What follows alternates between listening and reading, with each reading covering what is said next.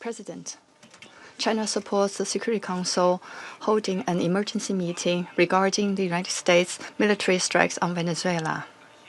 And thanks USG DiCarlo for reading out the briefing of the Secretary General Guterres. I have listened carefully to the statements of the briefers, and we welcome to this meeting the permanent representative of Venezuela and representatives of other countries. On January the 3rd, the United States blatantly launched large-scale military strikes against Venezuela, forcibly seized Venezuelan President Nicolás Maduro and his wife, and took them out of the country.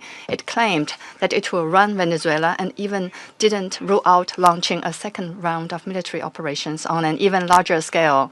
China is deeply shocked by and strongly condemns the unilateral, illegal, and bullying acts of the U.S.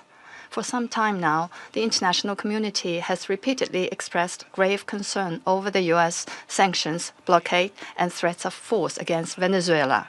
The Council convened 2 emergency meetings, during which Secretary General Guterres, many Council members, and countries in the region and beyond unanimously called for abiding by the UN Charter and the international law, maintaining calm and restraint, resolving disputes peacefully, de-escalating tensions, and safeguarding regional stability. However, as a permanent member of the Council, the U.S. has disregarded the grave concerns of the international community, wantonly trampled upon Venezuela's sovereignty, security, and legitimate rights and interests, and seriously violated the principles of sovereign equality, non-interference in internal affairs, peaceful settlement of international disputes, and the prohibition of the use of force in international relations. These principles constitute the fundamental tenets of the UN Charter and form the cornerstone of maintaining international peace and security. The U.S. has placed its own power above multilateralism and military action above diplomatic efforts, posing a grave threat to peace and security in Latin America and the Caribbean, and indeed internationally. China firmly opposes this, and the international community has also expressed widespread grave concern and strong condemnation.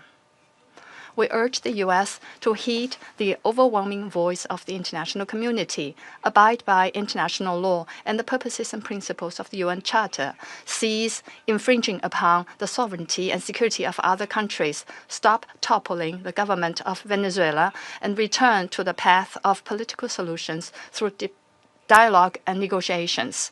We call on the U.S. to ensure the personal safety of President Maduro and his wife and to release them at once.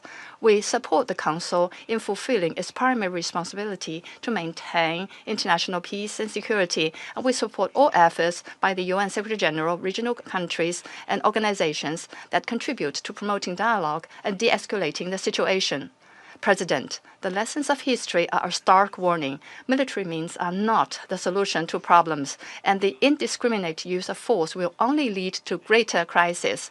The U.S. bypassed the Council to launch military operations against Iraq, blatantly attacked Iran's nuclear facilities, and imposed economic sanctions, military strikes, and even armed occupations on multiple countries in Latin America and the Caribbean. These actions have caused persistent conflict, instability, and immense suffering for the ordinary people. Did these actions bring peace and stability? Did they bring development and prosperity? The international community sees this clearly. Venezuela is an independent sovereign state with every right to defend its sovereignty and national dignity. Countries in Latin America and the Caribbean are important forces in maintaining world peace and stability and promoting global development and prosperity, and they have every right to independently choose their development paths and partners. No country can act as the world's police, nor can any state presume to be the international judge. China firmly supports the government and people of Venezuela in safeguarding their sovereignty, security, and legitimate rights and interests.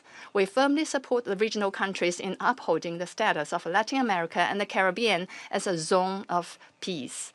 We demand that the United States change its course, cease its bullying and coercive practices and develop relations and cooperation with regional countries on the basis of mutual respect, equality, and non-interference in international affairs.